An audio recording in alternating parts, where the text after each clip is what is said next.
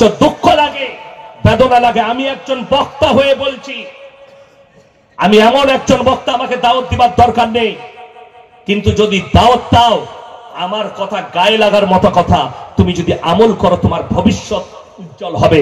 আর তুমি যদি মনে করো খালি মজ আর মস্তি করব, তাহলে নিয়ে এসো, নাটক করার বক্তা গাদা আছে, নাটক শোনাবে আপনাকে, বাদদাদর গল্প শোনাবে, নিয়ে এসো তাদেরকে দাওয়াত দিয়ে। তুমি খালি পীরের গল্প আর অমুকের গল্প শুনবে, একটাও তারবিয়াতি কথা শুনবে না, যার দ্বারা কওমের কোনো উন্নতি। আজকে বড় কষ্ট লাগে, আপনার মাদ্রাসার প্রতি অনীহা এলো কি করে? আজকে অনেক এলাকায়, নদিয়া ডিস্ট্রিক্টে বহু মাদ্রাসা আছে না নাই? আছে। আপনি অভিযোগ করছেন মাদ্রাসায় ছাত্র নাই কেন, মাদ্রাসায় ছেলে কই? আমি তোমাকে জিজ্ঞেস করছি, তোমার ছেলেটা কই? বলছে হুজুর আমার ছেলে তো আলামিনে পড়ে। হারাম কর, তুই নিজে দিই না, তো আমাকে কি করে জিজ্ঞেস করছিস ছেলে নাই কেন? কথাটা বুঝতে পেরেছেন? আর তোমারও দোষ নেই, দোষ হচ্ছে কওমের।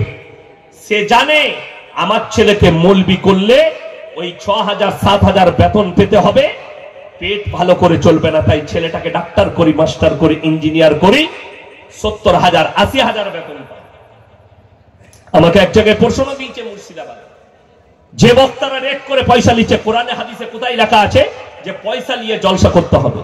1 মিনিটের লেগে বললাম কোরআনে হাদিসে কোথাও লেখা নেই। তোমাকে আমি উত্তর দিচ্ছি, তুমি তোমার স্কুলের মাস্টারকে জিজ্ঞেস করেছো যে 4 ঘন্টা পড়িয়ে 90,000 টাকা মাসে বেতন কোথায় লেখা আছে হাদিস কোরআনে? কথা বলছেন না? আপনার মুখে কুলু পেটে যাবে। আপনি ডাক্তারকে বলতে পেরেছেন, আপনি ডাক্তারি শিখে সেবা করছেন, কি করতে আপনি এক একটা রোগীর 1000 টাকা করে লিখছে, ফিস লিখছে 1000 টাকা, ওষুধ লেখে, ওষুধে ডাক্তার কমিশন পায়, তোমাদের কিচ্ছু জানা নাই, সব সকল জানে। তোমার মুখে কুলু পেটে থাকে।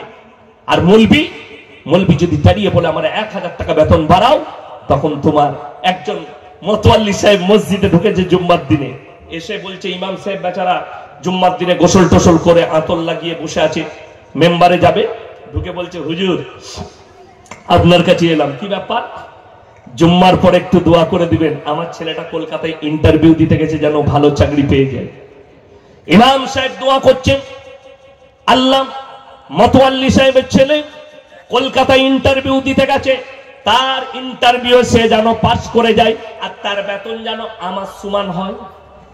মতওয়াল্লি বলি কি দোয়া করলি তোর সমান বেতন? বড় কষ্ট লাগে। ইমাম যদি এই দোয়া করে, ইমামের চাকরি চলে যাবে। বড় কষ্ট লাগে। তোমার বেটা যেন 90,000 বেতন পায়, ইমামকে 100 টাকা দিনে বেতন দিতে তোমার গায়ে লাগে।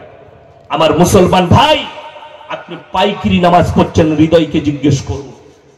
পাইকিরি নামাজ, আজকে বেশিরভাগ লোক মাথা ঠুকতে যায় মসজিদে গিয়ে, পাড়ার লোক যেন বলে চাচা নামাজি, কিন্তু রাতের বেলায় এসে চাচা লোকের এল ফুটো করছে।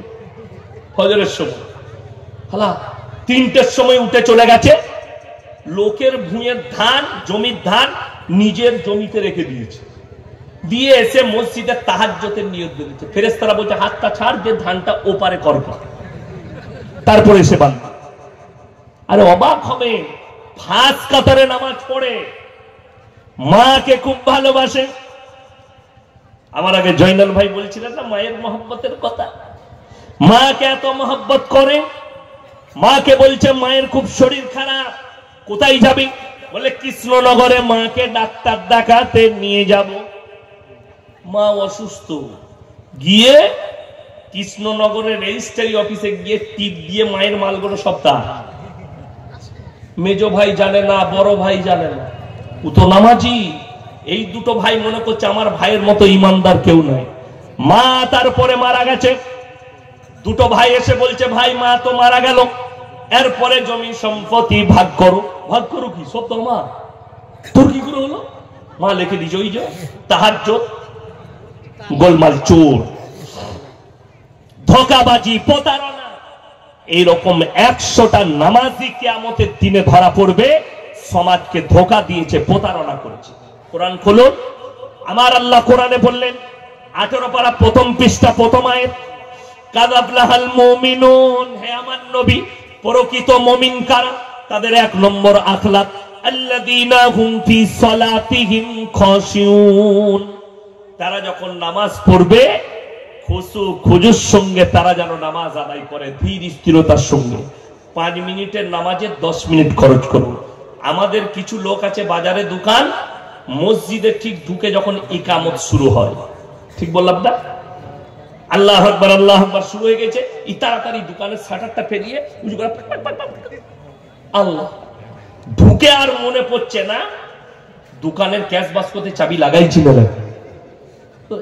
অনেকজন আবার টাকা গুনছে, আজকে বেশ ভালো বিক্রি বাটা হলো না, নামাজটা কোথায় যাবে? আর রাসূল আকরাম সাল্লাল্লাহু আলাইহি সাল্লাম বললেন, পৃথিবীর সমস্ত হাজত ফেলে দিয়ে হাজত সেরে তারপরে নামাজে দাঁড়াও। বলে দিই, কোরআন খুলে আমার আল্লাহ কোরআনে বললেন। আচ্ছা, কোন মৌলবি বায়ান করেছে মসজিদে ঢুকে গেলে আর বেরোবি না? কথা বলে কোন মৌলবি বায়ান করেনি। কেন? কোরআনে খুদ আল্লাহ বলেছেন, ইয়া আইয়ুহাল্লাযীনা আমানু ইযা নুদিয়া লিস-সালাতি মিন ইয়াউমিল জুমআ ফাসাউ ইলা যিকরিল্লাহি ওয়া যারুল বাই' যালিকুম খায়রুল লাকুম ইন কুনতুম তা'লামুন। হে আমার ঈমানদার ব্যক্তিরা, তোমরা যখন তোমাদিকে জুম্মার জন্য ডাক দেওয়া হয়, বেচা কিনা বন্ধ করো, ব্যবসা বাণিজ্য বন্ধ করো, সব খেতিবাড়ি ছেড়ে দিয়ে তোমরা আল্লাহর ঘরের দিকে ধাবিত হও।